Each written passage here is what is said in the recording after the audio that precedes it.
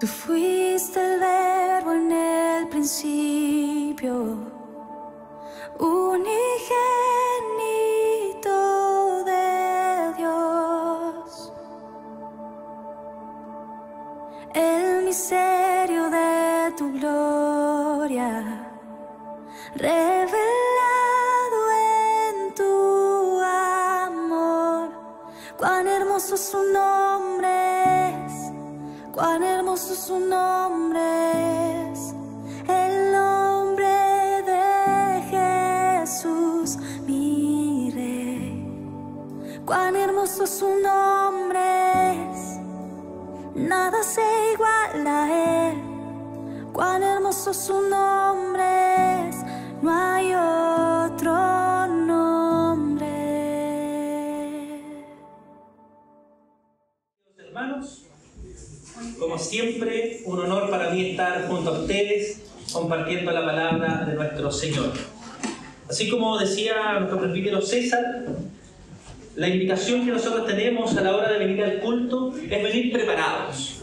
No solo aquel que tiene la liturgia, no solo aquel que tiene el sermón, no solo aquellos que cantan o tienen alguna actividad específica dentro del culto, sino también aquellos que oyen. La confesión de fe incluso nos invita a que aquel que oye debe estar atento, debe venir con un corazón dispuesto. Por eso que debemos prepararnos para el día domingo, descansar bien el día sábado para no andar con sueño, para no quedarnos dormidos, dejar a lo mejor la ropa vestida para no andar corriendo el día domingo, para poder venir con gozo y felicidad. ¿Amén? Amén. Y también queremos invitarles que en medio del culto nosotros podamos prestar la importancia que el culto merece, porque honramos y glorificamos a nuestro Dios. No estamos haciendo cualquier cosa aquí, mis hermanos. Estamos honrando y glorificando al Rey de Reyes. Por lo tanto, concéntrese. Que su mente y su corazón estén hoy aquí, en la adoración comunitaria. ¿Amén? Amén. Solo era un paréntesis. Feliz de seguir en el Evangelio de Juan. Seguimos en el capítulo 7 y en esta ocasión nos toca los versículos 32 al 52. Como son varios capítulos, o sea, varios versículos, les voy a invitar a que podamos ir leyendo mientras avanzamos en el sermón. Lo que sí, quiero invitarles a que podamos tener un momento de oración. Amado Señor, vamos delante de ti, rogando, implorando tu asistencia. Suple tú, Señor, las falencias del predicador y que sea tu voz hablando, tu Espíritu Santo anhelando, motivando nuestros corazones para que podamos arrepentirnos de nuestros pecados, pero también para que podamos tener descanso en tu persona y en tu buena voluntad. Amén. Que todo lo que hoy día, Señor, se exponga sea guiado por tu Espíritu Santo y recibido en nuestros corazones. Imploramos tu asistencia y tu bendición. En el nombre de Jesús. Amén. Para aquellos que gustan tomar nota, el propósito de este sermón es revelar que Jesús es el Cristo. Y nuestro sermón lleva por título La voz de Cristo divide los corazones. ¿Y por qué decimos esto? Porque en medio de nuestro texto nos vamos a dar cuenta que la voz incomoda al orgulloso, la voz de nuestro Señor. La voz de nuestro Señor invita al sediento y la voz de nuestro Señor revela al incrédulo. Quiero invitarles entonces a que podamos observar nuestro primer capítulo, nuestro primer punto, ¿verdad? Su voz incomoda al orgulloso, de los versículos 32 al 36. Versículo 32 dice: los fariseos oyeron a la gente que murmuraba de él estas cosas, y los principales sacerdotes y los fariseos enviaron alguaciles para que le prendiesen. En esta primera escena, entonces, mis hermanos, vemos que los líderes religiosos enviaron a los guardias para arrestar a Jesús. Los fariseos, ya lo hemos dicho, odiaban que creciera la fama de nuestro Señor Jesucristo. ¿Y por qué odiaban que creciera la fama de nuestro Señor Jesucristo? Porque ellos perderían poder. Y por supuesto, mis hermanos, ellos no estaban dispuestos a ver menoscabado su estatus y su autoridad. Todo esto nos deja ver que las palabras de nuestro Señor, que la voz de nuestro Señor incomoda al orgulloso. ¿Por qué? ¿Qué pasa? Vemos que esta situación es tan grave, tan molesta, que los orgullosos fariseos decidieron unirse a los orgullosos sacerdotes, que eran adversarios religiosos.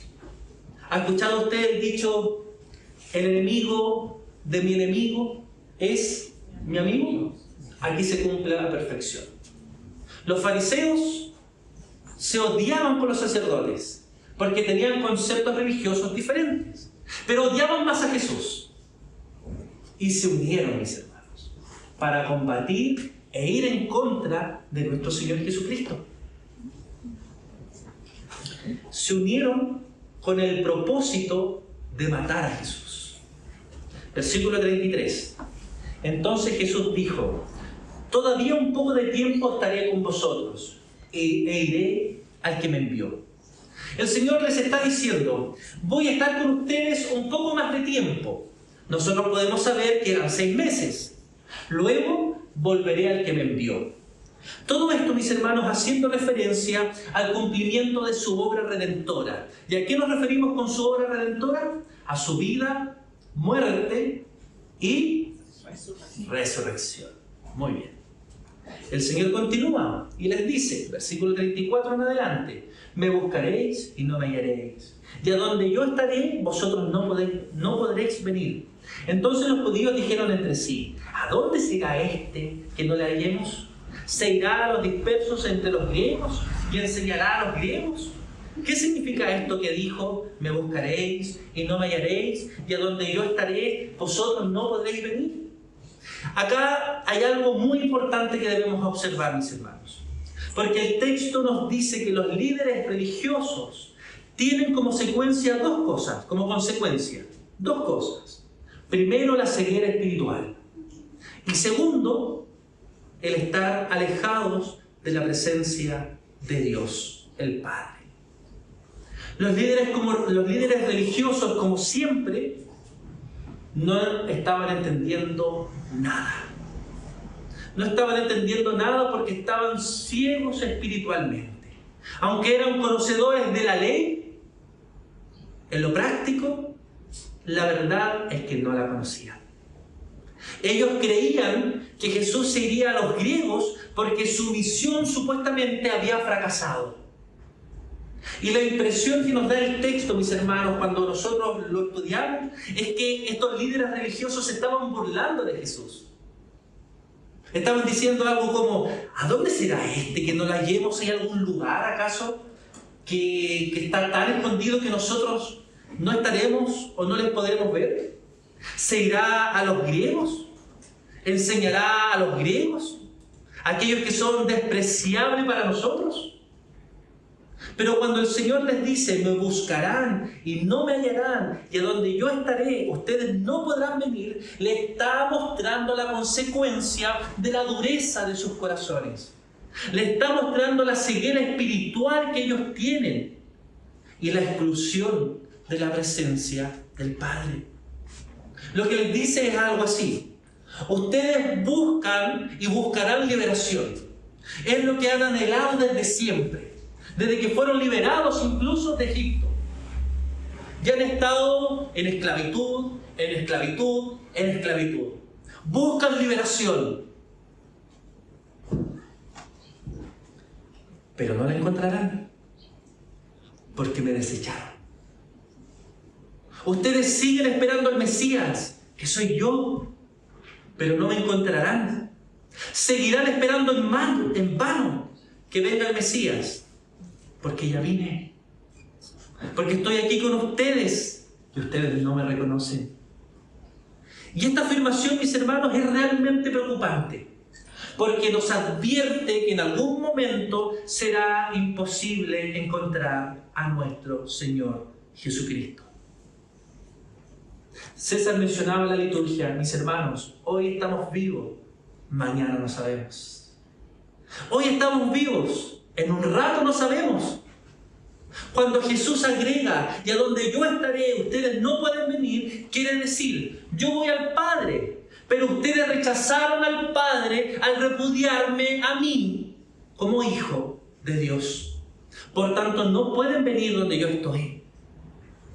Ustedes no podrán venir al Padre por su ceguera espiritual. Y ya que me rechazaron a mí, están rechazando el reino perfecto de Dios. No hay lugar en la presencia del Padre para aquellos que no han querido aceptar a Jesús como Señor y Salvador. Y es necesario detenerme aquí, hermanos. Hoy tienes la oportunidad de ser salvo. No rechaces a Cristo. Puede ser la última oportunidad. No estoy metiendo miedo. Simplemente estoy hablando una gran verdad. No controlamos nuestra vida. No sabemos qué vaya a pasar. Hoy es la oportunidad de que aceptes a Jesús como Señor y Salvador de tu vida. Salmo 95:8. Si oyeres hoy mi voz, no endurezcáis vuestro corazón, como en Meriba, en el desierto, donde me tentaron vuestros padres, me probaron y vieron mis obras. La amonestación que está haciendo Jesús son palabras para advertir del peligro de demorarnos en tomar una decisión en favor de Él. Isaías 55:6, lo leímos en la liturgia. Buscad a Jehová mientras pueda ser hallado. Llamadle en tanto que Él está cercano. Hay un día que ya no podrás. Y ahí será el lloro y el crujir de dientes. El texto, mis hermanos, no solo nos invita a observar cómo su voz incomoda al orgulloso corazón, sino también nos invita a ver cómo su voz invita a aquel que está sediento. Versículo 37 en adelante. En el último y gran día de la fiesta, Jesús se puso en pie y alzó la voz, diciendo: si alguno tiene sed, venga a mí y beba. En esta segunda escena, el evangelista Juan nos lleva hasta el octavo día. Según nuestro texto, el último y gran día de la fiesta. ¿De qué fiesta? La hemos mencionado varias veces. La fiesta de los tabernáculos. En cada uno de los 7 días que ya había pasado, una comitiva de sacerdotes, acompañado por una multitud, habían tomado un jarro, habían ido hasta el estanque de Siloé y habían traído agua para ser derramada sobre el altar. Esto simbolizando la alegría y la provisión de Dios mientras ellos fueron peregrinos en el desierto. Jesús entonces, observando esto, y cuando ya vio que esta ceremonia había terminado, la del derramamiento del agua, se puso en pie y alzó la voz. Y esto es curioso, mis hermanos. Yo sé que esto es normal para nosotros, ponernos en pie para enseñar y alzar la voz. Pero para los judíos no era común. ¿Se acuerdan ustedes cómo enseñaban? Sentados. Y la gente los rodeaba. Y no alzaban la voz. Solamente alzaban la voz para mencionar algo sumamente importante. Y aquí nosotros vemos que Jesús entonces rompe con esta tradición y se pone en pie y alza su voz. Es decir, grita. ¿Y qué es lo que grita? Si alguno tiene sed, venga a mí y beba. El Señor no solo con sus palabras está indicando de que Él es la fuente de toda felicidad, de toda alegría y la paz, como cantábamos, sino que también con lo que reconocemos como el lenguaje corporal, está demostrando la importancia de sus palabras, porque se pone en pie y grita: el que tiene sed, venga a mí y beba. Una vez más, nuestro Señor ocupa un elemento físico para enseñar una gran verdad espiritual. La idea es la siguiente: así como necesitamos agua para mantener la vida física, porque si no, ¿qué nos pasa? Morimos. Muy bien.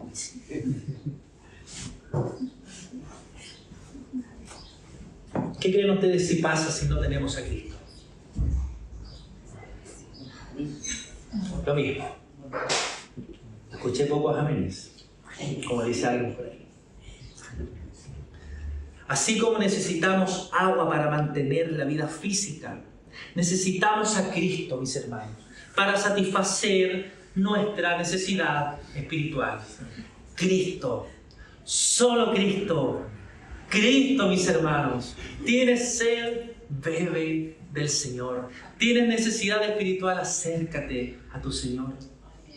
El Señor sigue añadiendo, versículos 38 en adelante, dice: el que cree en mí, como dice la Escritura, de su interior correrán ríos de agua viva. Eso dijo del Espíritu que había de recibir los que creyesen en Él, pues aún no había venido el Espíritu Santo, porque Jesús no había sido aún glorificado. En estos versículos podemos encontrar algunos puntos que son importantes que nosotros mencionemos. ¿Cómo cuáles? Bueno, lo primero, la fe verdadera se basa en las Escrituras. ¿Qué dice el Señor? El que cree en mí, conforme a las Escrituras. No conforme a tu percepción, no conforme a tu corazón, no conforme a tus experiencias, no conforme a tus sentimientos, sino conforme a la Escritura, mis hermanos. No basta con creer en Jesús a nuestra forma, a nuestra manera. Debemos creer conforme al testimonio bíblico.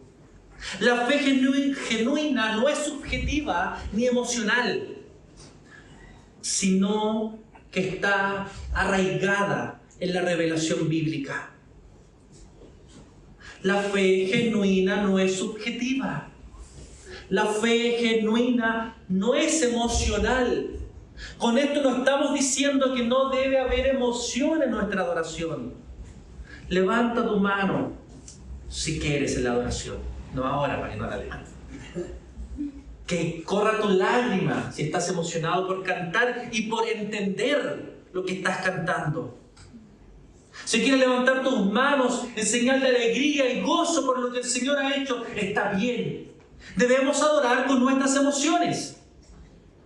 Pero no debemos interpretar nuestras emociones como la verdad. Porque la verdad está ¿en dónde? Muy bien. ¿Qué más encontramos en estos versículos?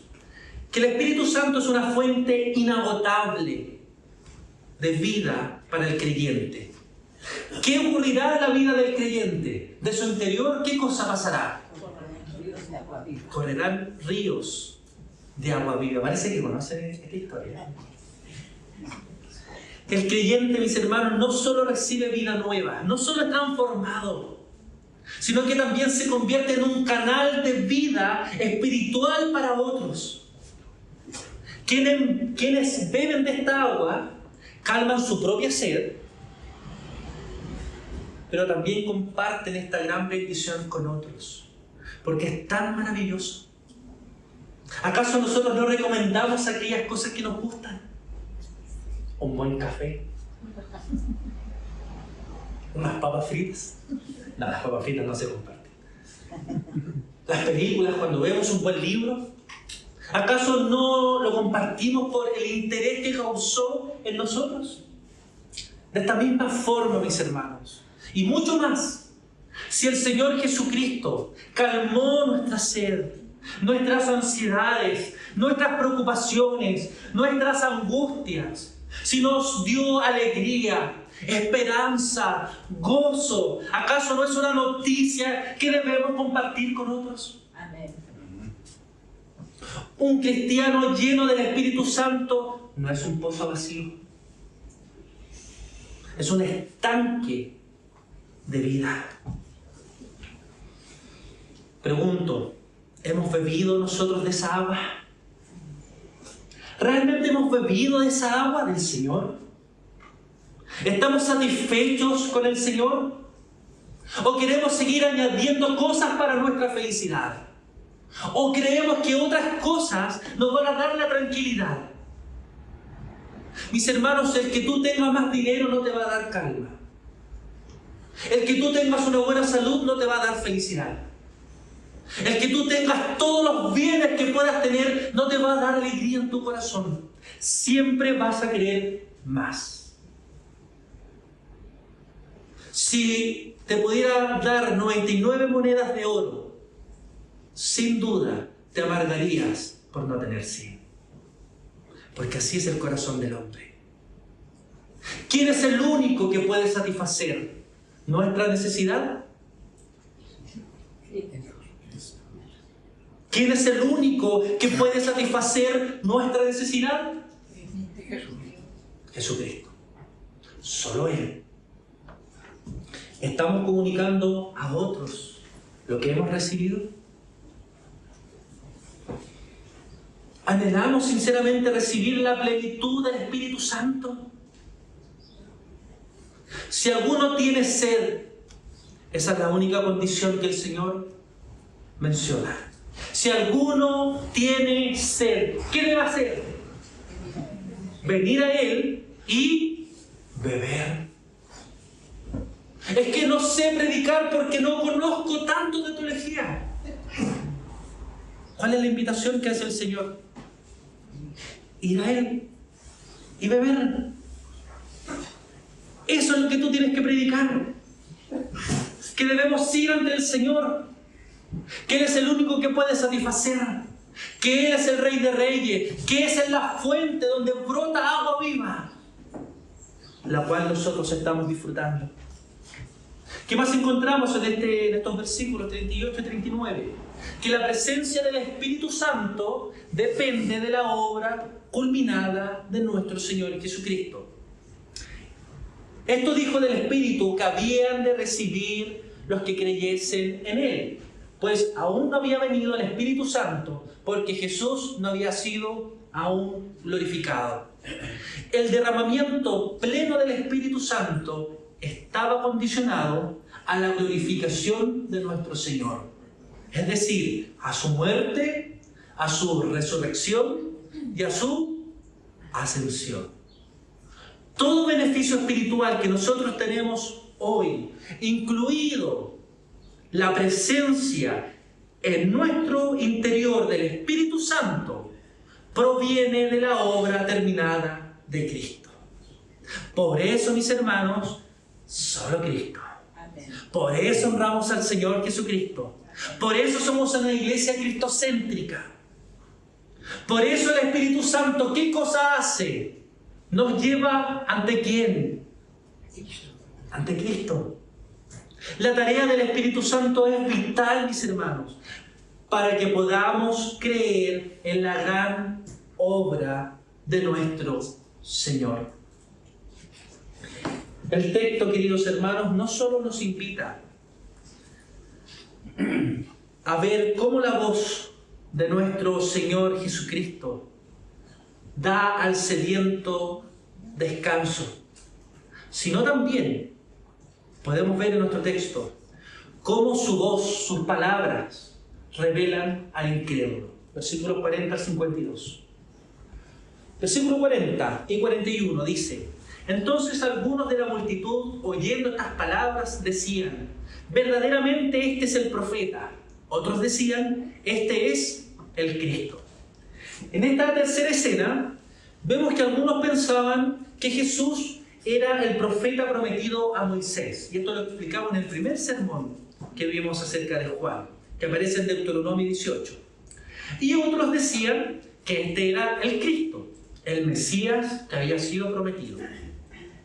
El tema, mis hermanos, que esta diferencia de opinión se convirtió en una especie de discusión.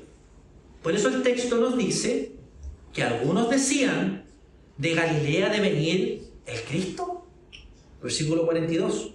¿No dice la Escritura que del linaje de David y de la aldea de Belén, de donde era David, ha de venir el Cristo?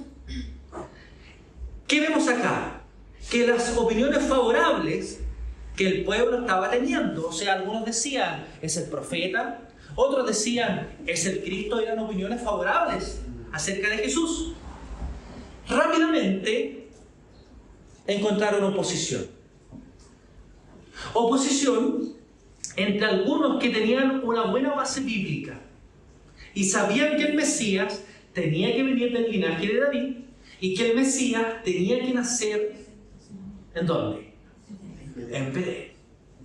Estos argumentos, mis hermanos, eran completamente ciertos. El profeta, el Mesías, el Cristo, tenía que venir del linaje de David, como dice 2 de Samuel 7. Y tenía que nacer de Belén, como dice Miqueas 5:2. Estos argumentos estaban bien, pero en algo fallaban. ¿En qué fallaba? En ignorar que Jesús cumplía estos requisitos. Jesús, por la historia bíblica, sabemos que fue criado en Nazaret, pero ¿dónde nació? Y según Lucas 2, ¿de dónde viene su linaje? De David. Nuestro Señor Jesucristo cumplía perfectamente las condiciones que debía tener para ser el Cristo, el Mesías prometido. Y debido a todos estos cuestionamientos de los líderes religiosos, fíjense qué ocurre, versículo 43 en adelante. Dice, hubo entonces disensiones entre la gente a causa de él. Y algunos de ellos querían prenderle, pero ninguno le echó mano. Los alguaciles vinieron a los principales sacerdotes y a los fariseos, y estos le dijeron, ¿por qué no las habéis traído? El texto nos vuelve a recordar que debido a que el Señor es controvertido, como vimos en el sermón anterior, hubo un desacuerdo en la multitud. Y algunos de estos querían llevarle detenido. Los encargados de detener a Jesús eran los alguaciles, según nuestro texto, que eran la seguridad del Sanedrín, la seguridad del templo, que estaban al servicio de estos líderes religiosos. Sin embargo, el texto nos dice que estos que estaban encargados de tomarle detenido fueron incapaces, mis hermanos, incapaces de cumplir con su misión. ¿Por qué? Nos preguntamos. Bueno, el versículo 30 nos dice que aún no había llegado su hora. Pero el versículo 46 nos añade un poco más de información. ¿Y qué dice? Los alguaciles respondieron, jamás hombre alguno ha hablado como este hombre. El Señor los sorprendió, hermanos. El Señor sorprende. El Señor impacta los corazones como nadie más los puede hacer. Y esto es súper curioso, porque estamos hablando de los guardianes del Sanedrín. Posiblemente estos guardias habían escuchado millones y millones de sermones. Habían escuchado a los líderes religiosos debatir de teología, debatir de la palabra de Dios. Pero solo por escuchar al Señor Jesucristo cambiaron. Versículo 47. Entonces los fariseos respondieron, ¿también vosotros habéis sido engañados? ¿Acaso ha creído en él alguno de los gobernantes o de los fariseos? ¿Se dan cuenta lo que hacen estos líderes religiosos? Menoscaban a los guardias. Los fariseos estaban furiosos, mis hermanos. Estos que eran los expertos religiosos, los teólogos, no podían soportar que los alguaciles, que ellos consideraban incultos, le llevaran la contraria. Soberbia. Lo único que pudieron alegar fue un débil argumento. Y dijeron, ninguna persona importante ha creído en él. nadie que valga la pena. En otras palabras, ha creído en Jesús. Desde su perspectiva, los seguidores de Jesús eran gente sin importancia, eran ignorantes, impíos.